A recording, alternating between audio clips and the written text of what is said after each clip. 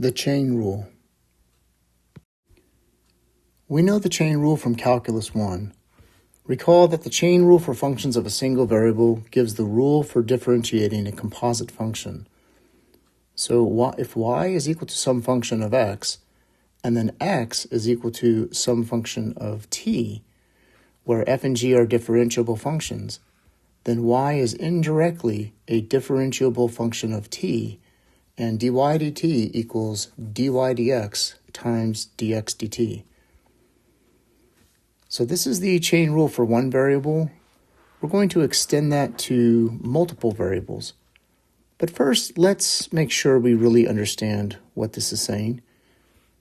So if y is equal to f of x and x is equal to g of t, recall that we can also write this as y equals f of x, which is g of t. And we know that the derivative, dy dt, is equal to the derivative of the outer function, so that's f prime, evaluated at g of t, and then we have to multiply by the derivative of the inside function, which is g prime of t. Now please notice that this notation here is exactly the same as what you see here. When we have a function of two variables, the chain rule is very similar. Suppose z is a function of x and y. And then suppose x is a function of t and y is also a function of t. Notice that these two functions are different, but they're still functions of the same variable. Then z is a differentiable function, and the derivative of z with respect to t can be found by taking the derivative of f, which is the same as the derivative of z, with respect to x, this is a partial derivative, and then multiplied by dx dt, plus the partial derivative of f with respect to y multiplied by dy dt. And the alternative notation is here, and I actually find this notation to make more sense.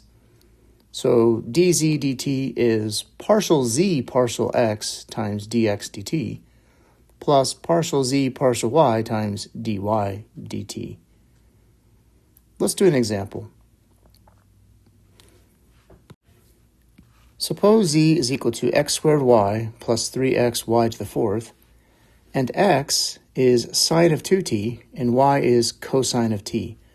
Let's find dz dt when t equals 0. So the t equals 0 is the last thing we're going to do. First, we just need to find dz dt as a function. So dz dt is the partial derivative of z with respect to x multiplied by dx dt plus the partial derivative of z with respect to y multiplied by dy dt. The partial derivative of z with respect to x, here's your function z. With respect to x, we're going to have 2x times y plus 3 times y to the fourth. Let's go ahead and do dx dt. dx dt is the derivative of x with respect to t. The derivative of sine of 2t is 2 cosine of 2t.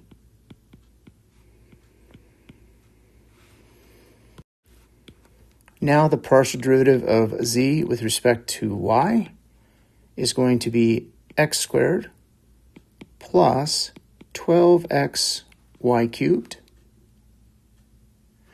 and dy dt is negative sine of t. So now that I have all these quantities, I just need to plug them in. Now there is one other thing we need to keep in mind. Z is a function of x and y, and x is a function of t, and y is a function of t. So if I'm finding dz dt, even though I have dz dx here, or partial z partial x here, I need to plug x equals sine of 2t and y equals cosine of t into that so that I can get a function of t. So this is going to become partial z partial x is going to be 2 times x, which is the sine of 2t, times y, which is the cosine of t, plus 3 times y to the fourth, which is cosine of t to the fourth. And then we are going to multiply that by dx dt, which is 2 cosine of 2t. All right, so I've taken care of that. Now I'm going to go plus dz dy, or actually partial z partial y, which is right here. I need to plug x and y equals these functions into here as well. So this gives us x squared becomes sine squared of 2t plus, and then 12x times y is 12 times sine of 2t times it's y cubed, so cosine of t quantity cubed.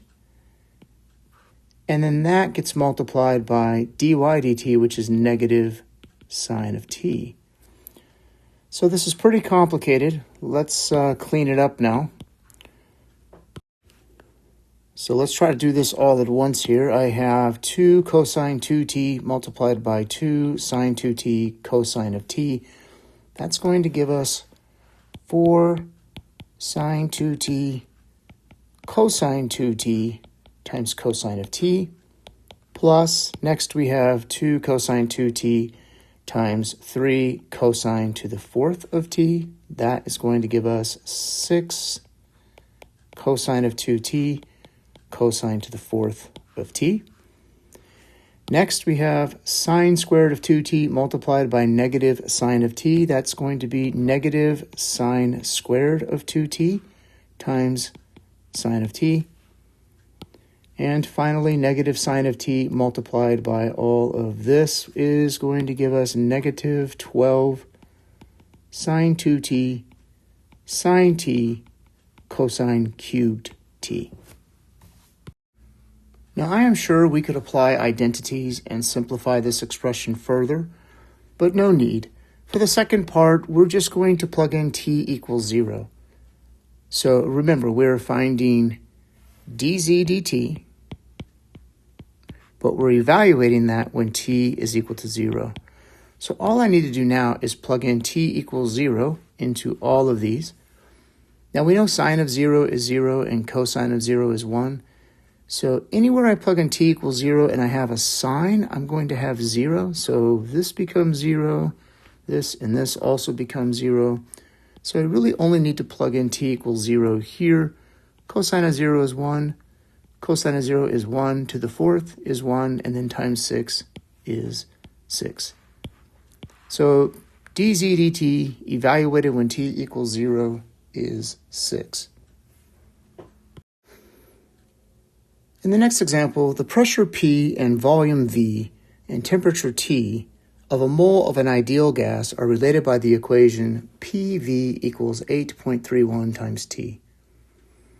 Find the rate at which the pressure is changing when the temperature is 300 and increasing at a rate of 0.1, and the volume is 100 and increasing at a rate of 0.2. First, let's recognize that P can be expressed as a function of T and V. So we can write P is equal to 8.31 times T divided by V.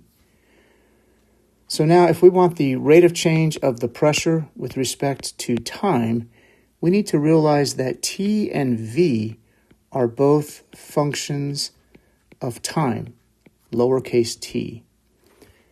So this requires us to use derivatives, partial derivatives. So we have to take the partial derivative of P with respect to temperature times the derivative of temperature with respect to time plus the partial derivative of P with respect to volume multiplied by the derivative of volume with respect to time. So now let's compute these partial derivatives. Partial derivative of P with respect to T. So here we treat V as a constant. Derivative of T is simply 1. So this is just going to be 8.31 divided by V. And the partial derivative of P with respect to V. Now you want to think of this as 8.31 TV to the negative 1. So V is now the variable, T is a constant. So the derivative here is negative 1 V to the negative 2. So that's going to be negative 8.31 times t divided by v squared. Okay, so next, let's just recognize what the values are here. So we're calculating this rate of change at the moment where t equals 300, and that's 300 K, which is Kelvin. And then the rate of change of your temperature, dt is 0.1. And then at that moment, the volume is 100 liters, and its rate of change, dV dt, is 0.2, and that's liters per second. So we need to plug the quantities t and v into our partial derivatives when we plug them into here, and then dt dt and dv dt are given here.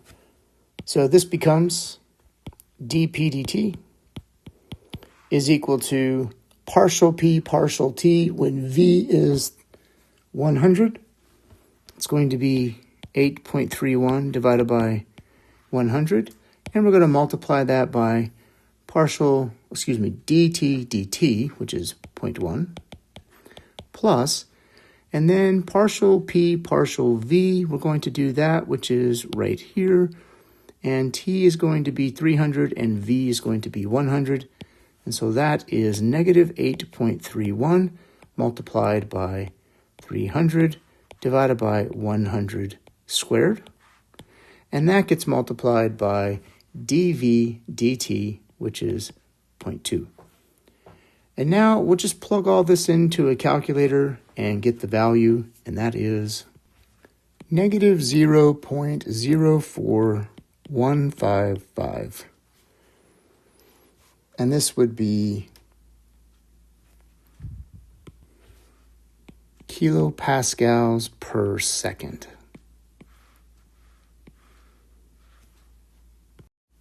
Now let's look at another case of the chain rule.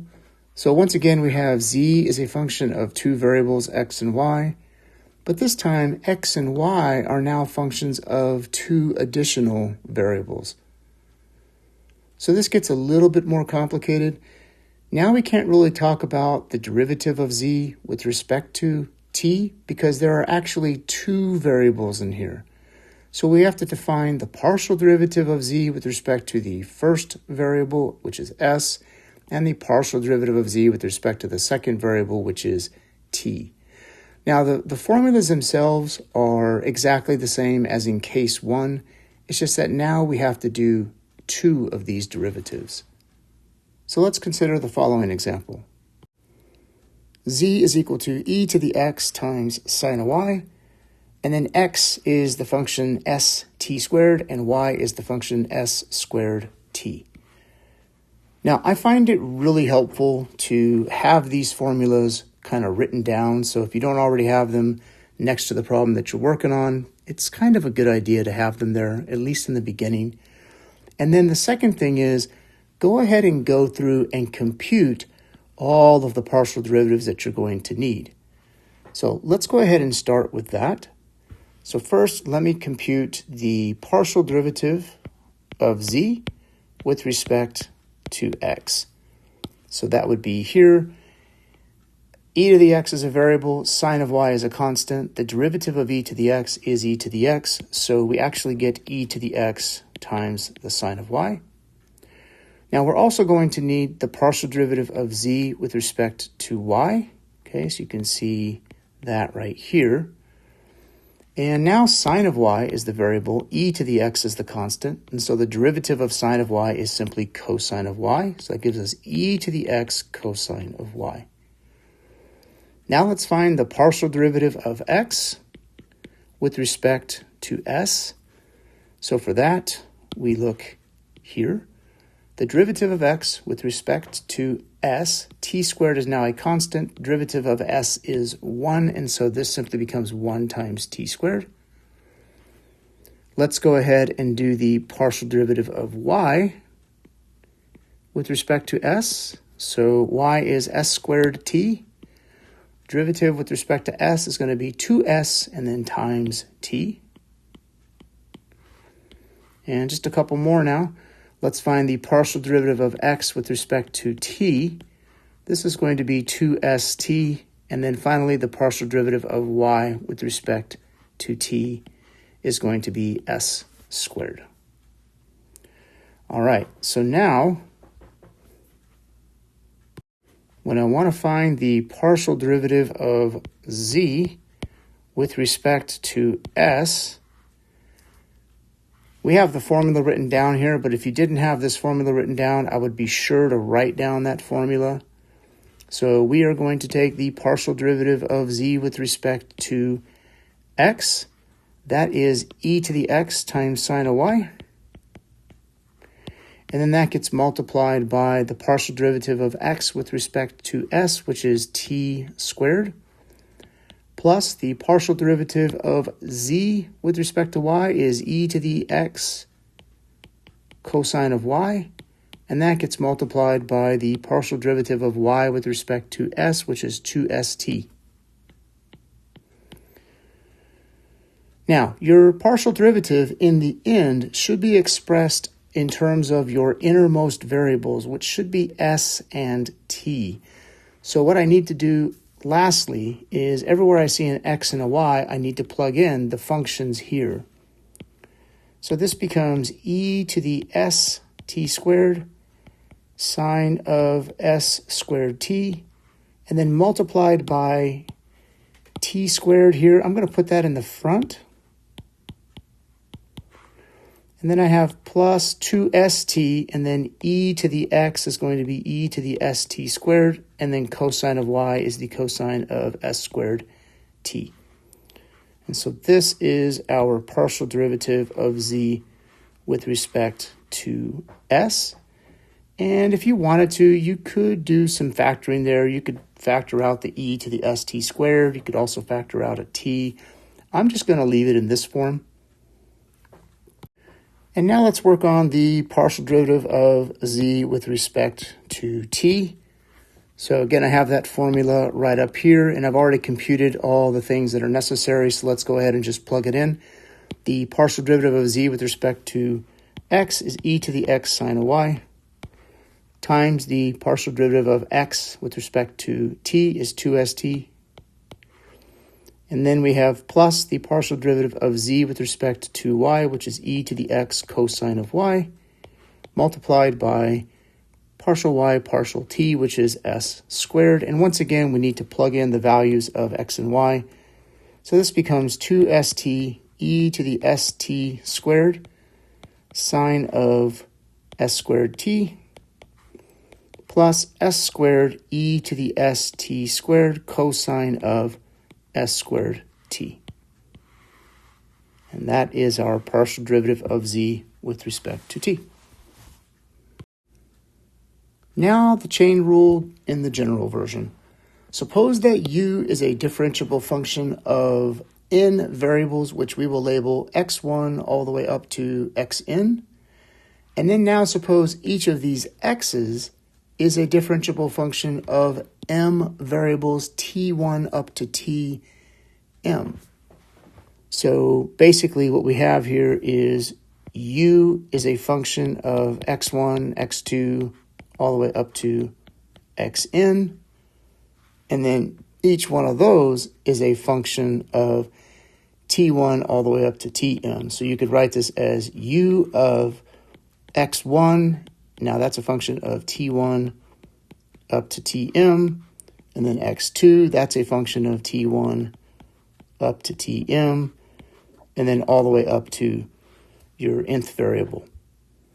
So this gets really complicated, but basically the partial derivative of u with respect to any one of these t's here is going to first be the partial derivative of u with respect to each of the x variables, and then multiplied by the partial derivative of that x variable with respect to the t variable that you have here.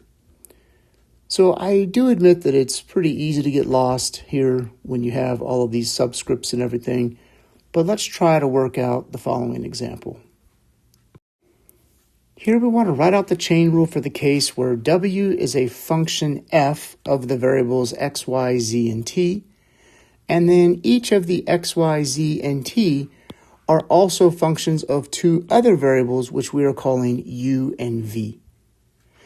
So we are going to be doing our partial derivatives with respect to u and v. So let's start with the partial derivative of w with respect to the variable u. So what we need to do is first start by taking the partial derivative of w with respect to each of these variables. So the partial derivative of w with respect to x. And then before I go on to the next one, I then have to multiply by the derivative of x with respect to u. So partial derivative of x with respect to u. And then I repeat that for all of these variables. So partial derivative of w with respect to y times the partial derivative of y with respect to u plus the partial derivative of w with respect to z multiplied by the partial derivative of z with respect to u plus the partial derivative of w with respect to t times the partial derivative of t with respect to u. And this is the first partial derivative of w with respect to the first variable u. Now let's do it for the variable v. Now to do this, it's essentially exactly the same. We're going to have the partial derivative of w with respect to v is going to be, all of these here are going to be identical, but now we're going to be differentiating with respect to v in the second part. So partial w partial x times partial x partial v plus partial w partial y times partial y partial v plus partial w partial z times partial z partial v plus partial w partial t times partial t partial v. And I think that once you kind of get into a rhythm, it's not too bad, but I will admit it really does take some practice in the beginning. So now here is an example. The function u is a function of three variables, x, y, and z. X is a function of rs and t. Y is a function of rs and t. And z is a function of rs and t. And in this case, we just want to find the partial derivative of u with respect to s. And we're going to evaluate that when r equals 2, s equals 1, and t equals 0. All right, so first, let's talk about the partial derivative of u with respect to s. So remember, u is first a function of x, y, and z. So we're going to have to take partial derivatives of u with respect to x, y, and z. And then we're going to multiply each of those by the partial derivative of x, y, and z with respect to s. So the formula is it's the partial derivative of u with respect to x, and then times the partial derivative of x with respect to s, plus partial u partial y times partial y partial s, plus partial u partial z times partial z partial s. All right, so now that we know what we're doing, let's go ahead and find all these partial derivatives. So the partial derivative of u with respect to x is going to be 4x cubed times y plus 0, right? Because derivative here is 0, there's no x there. The partial derivative of u with respect to y is going to be x to the fourth plus 2yz cubed. And the partial derivative with respect to z is going to be 0 plus 3y squared z squared. All right, so now we have those. Let's go ahead and find our other partial derivatives. So we need partial x, partial s. So here is x. S is the variable, so the derivative of s is 1, so we're just going to get r e to the t. Partial derivative of y with respect to s is going to be, find y here. The variable is s squared, so the derivative of s squared is 2s. The rest are constants. So that's going to be 2rs e to the negative t. And the partial derivative of z with respect to s. Z is here. S is the variable. Derivative of s is 1, so we are just going to get r squared sine of t. Okay, so now the partial derivative of u with respect to s Let's plug all this in. We have 4x cubed y multiplied by r e to the t plus x to the fourth plus 2yz cubed multiplied by 2rs e to the negative t plus 3y squared z squared multiplied by r squared sine of t. And then don't forget, what we're really interested in here is just plugging in these values. So rather than plugging in all of the x, y, and z variables in terms of r, s, and t, I'm just now going to substitute into here. So to do that, I need to know what x, y, and z is. So let's go ahead and do that. I do have to do one more step here. So x is r, s, e to the t. And at r equals 2, s equals 1, t equals 0, this is going to be 2 times 1 times e to the 0, which is 2. Y is rs squared e to the negative t. This is going to be 2 times 1 squared times e to the negative 0, which is 2. And finally, z here is r squared s sine of t. And that is going to be 2 squared times 1 times the sine of 0, which is 0. Okay, so the values of x, y, and z are 2, 2, and 0. And the values of r, s, and t are 2, 1, and 0. So the partial derivative of u with respect to s is going to be 4 times 2 cubed times 2 times r is 2 and t is 0. There we go. So that takes care of this one. Plus, then we have x to the fourth. That's going to be 2 to the fourth plus 2 times y is 2, and then z cubed. Z is 0. And that gets multiplied by 2rs e to the t. So that's 2 times 1 times e to the actually negative t. So that's negative 0. That takes care of this one.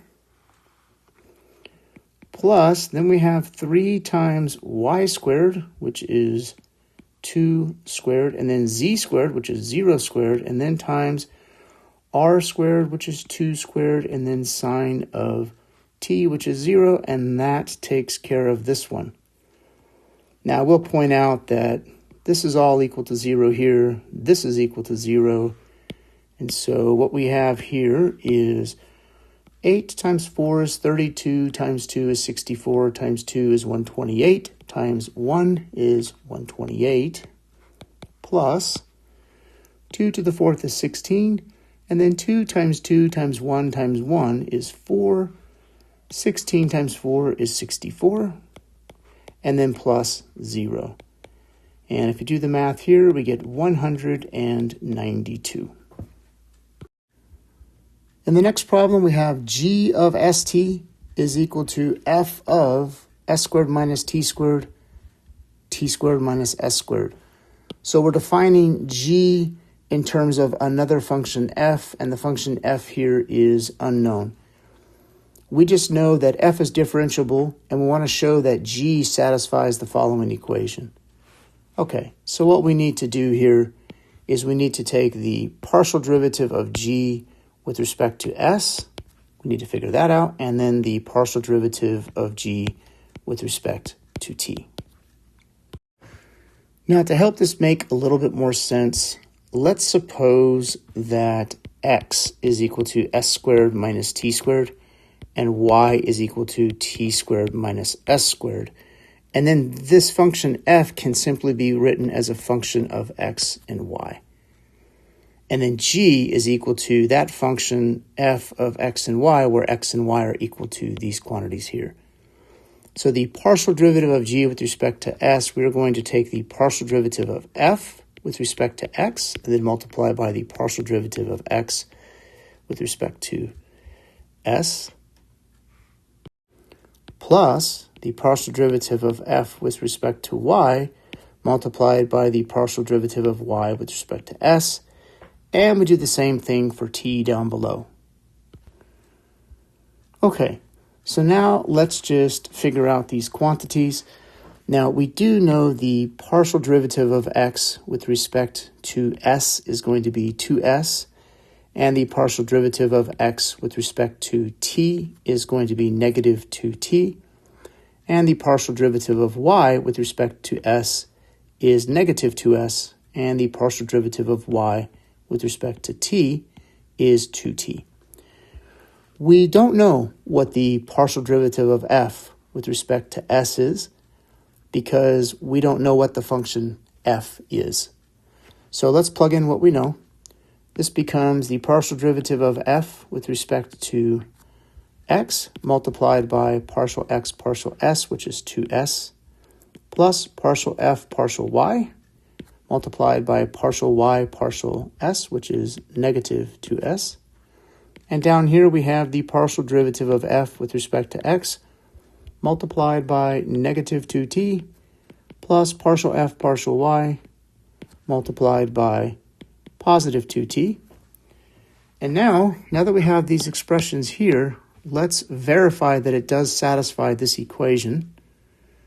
So the equation says t multiplied by partial g partial s, which is this expression, so partial f partial x times 2s, and then I'm going to say minus partial f partial y times 2s, plus, and then we have s multiplied by partial g partial t, which is this expression here. I'm going to write that as partial f partial y times 2t, and then minus partial f partial x times 2t.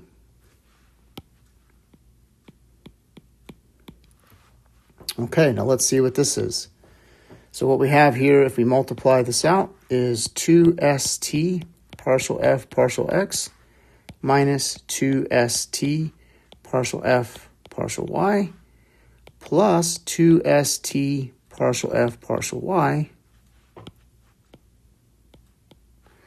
minus 2st partial f partial x, and this is 0. You should see here that this here is the opposite of this, and these are also opposites. So indeed, the equation is satisfied. So in our next example, z is a function of x and y, and it has continuous second-order partial derivatives, and they tell us that x is r squared plus s squared and y is 2rs. So first thing we want to do is just find an expression for partial z, partial r. We know we can do this by taking the partial derivative of z with respect to x, and then multiplying by the partial derivative of x with respect to r, and then adding the partial derivative of z with respect to y, multiplied by the partial derivative of y with respect to r. Now, again, we don't know what the partial derivative of z with respect to x is because we don't know what the function f is. So partial z partial x stays the same, but we do know what the partial derivative of x with respect to r is. So let's go ahead and write that down. So partial x partial r, that's going to be 2r. And while we're at it, let's go ahead and do partial y partial r. That's going to be 2s. So I can multiply this by 2r, and then plus partial z partial y, which I don't know. I'm going to multiply that by partial y partial r, which is 2s. Okay, and we can write that a little bit nicer like I've done here. Now let's focus on part B. So in part B, they want the second derivative, partial derivative, of z with respect to r. So partial squared z partial r squared. Remember, this is just taking the partial derivative with respect to r of partial z partial r. By definition, that's what that is. And we know that partial z partial r is this expression here. So this amounts to taking the partial derivative with respect to r of 2r times partial z partial x plus 2s times partial z partial y. Okay, so now what do? Well, the derivative of a sum is the sum of the derivatives. So we are going to write this as the partial derivative with respect to r of 2r times partial z partial x plus the partial derivative with respect to r of 2s times partial z partial y.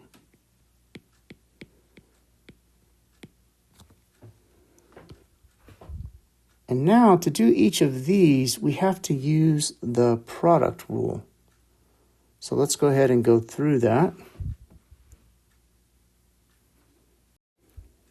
So we're going to have the partial derivative with respect to r of 2r multiplied by partial z partial x plus 2r times the partial derivative with respect to r of partial z partial x. And then the same thing in the second one. So the partial derivative with respect to r of 2s multiplied by partial z partial y plus 2s times partial derivative with respect to r of partial z partial y. So now the derivative with respect to r of 2r, this is just 2 times partial z partial x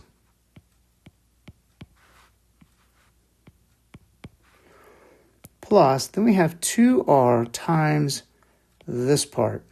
And we're going to come back to that part. So let me do that in a different color here. Partial derivative with respect to r of partial z partial x. Okay.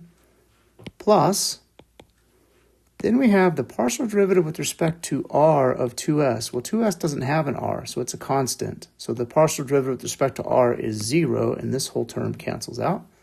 That's very nice. So then we have plus 2s multiplied by the partial derivative with respect to r of partial z partial y. So let's write that down in a different color.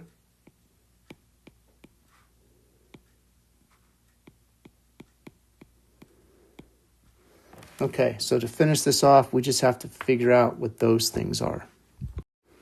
So we have 2 partial z partial x plus 2r multiplied by, now what is this thing?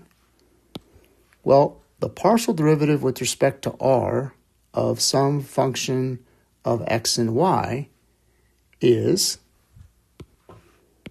the partial derivative with respect to x of that thing multiplied by the partial derivative of x with respect to r. Plus the partial derivative with respect to y of that thing multiplied by the partial derivative of y with respect to r. So basically, we have to treat partial z partial x like it is a new function of x and y. So we're just applying the chain rule all over again. And then we do the same thing for the next part. So we have plus 2s multiplied by the partial derivative with respect to r of partial z partial y is going to be the same thing that you see here, but now partial z partial y will come in these spots. So we're going to have the partial derivative with respect to x of partial z partial y, and then multiplied by partial x partial r, plus, and then the partial derivative with respect to y of partial z partial y, and then multiplied by partial y partial r. Okay, I know that's probably really confusing, especially when you're just getting used to the chain rule here. But let's try to get past that and see if we can come up with the next step. So now we have 2 partial z partial x plus, I'm going to multiply this out and we're going to simplify along the way. So I have 2r. This right here becomes partial squared z partial x squared, and then times partial x partial r, plus 2r times partial squared z partial y partial x times partial y partial r. Okay, so that's what was in the blue here, and it had to distribute there as well. Okay, then I have plus 2s times partial squared z partial x partial y times partial x partial r, plus 2s partial squared z partial y squared times partial y partial r. And you would think we would be done, but don't forget, way up here at the top, we said partial x partial r is 2r, and partial y partial r is 2s. So let's come down here and put those in.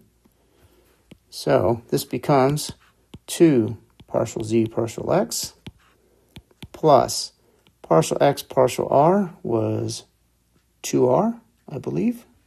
Let's double check. Yep, 2r. So that's going to be 2r times 2r, which is 4r squared, partial squared z, partial x squared, plus, and then we have partial y partial r, that's 2s multiplied by 2r, that's going to be 4rs, partial squared z, partial y partial x, plus, next we have a partial x partial r here, that is 2r times 2s, is 4rs partial squared z partial x partial y, plus finally partial y partial r is 2s times 2s is 4s squared times partial squared z partial y squared. Good grief.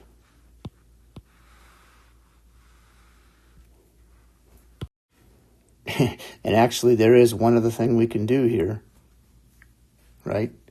So we know that if we have continuous partial derivatives, we know that taking the second derivative with respect to y and x is the same as doing it with respect to x and y. So these are the same. And we have 4rs plus 4rs. That could be combined to be 8rs. So our final answer here is going to be 2 partial z partial x plus 4r squared partial squared z partial x squared plus 8rs, so now I'm combining these, partial squared z, and then I could pick either one of these. I'm just going to say partial y partial x, and finally plus 4s squared times partial squared z partial y squared. Okay, so that is our final completely simplified answer. Next, let's talk about implicit differentiation. And I'm going to come back to the formula. Let's first just do an example. Let's kind of do it the old-fashioned way. So we know from Calculus 1 that if I want to take the derivative dy dx here, I can do that by simply taking the derivative of every term. So the derivative of x cubed is 3x squared. The derivative of y cubed is 3y squared, but then we have to multiply by dy dx because of the chain rule. And on the other side, we have 6 and then a product of x and y, so that's going to be x times dy dx plus y times 1. And if I simplify, we have 3x squared plus 3y squared dy dx is equal to 6x dy dx plus 6y. And finally, if we group all the like terms and whatnot and solve for dy dx, we're going to find that dy dx is equal to 6y minus 3x squared divided by 3y squared minus 6x. And if I divide everything by 3, I get 2y minus x squared divided by y squared minus 2x. Okay, so this is just a quick way to do the derivative dy dx implicitly. And again, this is from Calculus 1. I don't know if you remember this or not, but let's go ahead and set this off to the side and talk about a second method for finding derivatives implicitly. So we have a formula here for taking a derivative implicitly. Let's talk about where that formula comes from. And let's relate it to this example here. So when I write x cubed plus y cubed equals 6xy, notice that if I wanted to, I could subtract 6xy and set this equal to 0. And then I could regard this as a function of x and y, right? X cubed plus y cubed minus 6xy is a function of two variables. And so if I take partial derivatives here, I can say that the partial derivative of f with respect to x multiplied by the derivative of x with respect to x plus the partial derivative of f with respect to y multiplied by the derivative of y with respect to x would equal 0 because the right-hand side over there is 0. And then, of course, we know dx is equal to 1. So we have the partial derivative of f with respect to x plus the partial derivative of f with respect to y multiplied by dy dx is equal to 0. And if I solve for dy dx, I get negative partial f partial x divided by partial f partial y. And this can be written more simply as negative fx divided by fy. And this is how the formula is obtained that you see up here. So this is a much easier way to find derivatives using implicit differentiation. So now let's redo this problem, but using this method. So first, I need to identify f of xy as x cubed plus y cubed minus 6xy. And let's go ahead and take the partial derivative with respect to x. This will be 3x squared minus 6y. And next, let's take the partial derivative with respect to y. This is going to be 3y squared minus 6x. And the formula says that dy dx is equal to negative fx divided by fy. Well, negative fx, I'm just going to switch these around. So that would be 6y minus 3x squared divided by, and then fy is 3y squared minus 6x. Dividing everything by 3, we get 2y minus x squared over y squared minus 2x. And you should notice that that is the same as what we got before. So this is a nice and easy way to get derivatives. Now we can extend this to functions of two variables, and I won't go through the whole derivation process. It is very similar. But the partial derivative of a function z with respect to x, we can do that by doing negative fx divided by fz, and the partial derivative of z with respect to y can be found by negative fy divided by fz. Notice a pattern in the formulas here. So whatever variable you have on top, that variable is in the bottom down here, and whatever variable is in the bottom down here, that variable is on top. Same thing is true over here. So it's actually pretty easy to remember. So let's go ahead and do this next example. So to find the partial derivative of z with respect to x, I'm going to use this formula. So we need fx and fz. Let's go ahead and compute that. So the partial derivative of f with respect to x, keep in mind that this is your function f. So that's going to be 3x squared. Derivative of this is 0. Derivative of this is 0. And then the derivative here with respect to x is going to be plus 6yz. And the derivative of 4 is 0. Now let's do the same thing Let's take the derivative of f with respect to z now. With respect to z, we will get 3z squared plus 6xy. And while we're at it, since we're going to need it over here, let's go ahead and find fy. Fy will be 3y squared plus 6xz. All right, so now that I have all those quantities, I can simply plug them in. So remember, the formula says we're going to have a negative. It's going to be fx divided by fz. Just do that cross pattern thing there. This is going to be negative fx is negative 3x squared minus 6yz divided by fz is 3z squared plus 6xy. And canceling out a 3 everywhere, we get negative x squared minus 2yz divided by z squared plus 2xy. And the partial derivative of z with respect to y, again, the formula is easy. We put a negative, we do a f, and we're going to bring the y up here, divided by fz. Negative fy is negative 3y squared minus 6xz, divided by fz is 3z squared plus 6xy.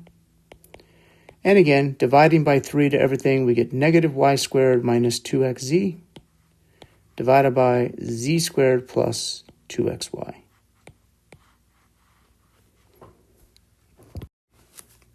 And that concludes this video lesson.